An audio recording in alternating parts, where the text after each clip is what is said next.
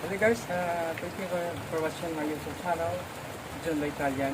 At now guys, nandito tayo guys at nagpapaulan guys, naligo tayo ng ulan sa araw ng Kapaskuhan guys dahil sumabay guys yung ulan guys sa Pasko kasi talagang ano lang talaga guys, season lang talaga na mag-uulan ng panahon ngayon at kailangan natin guys na sumabay sa pagligo kasi minsan pag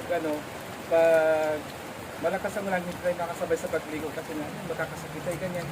Ang ano na talaga yan guys, pag naambulan ka, kailangan pag maligo ka para hindi ka lagnatin, magkasakit, ubuhin, or shit-unin. Kailangan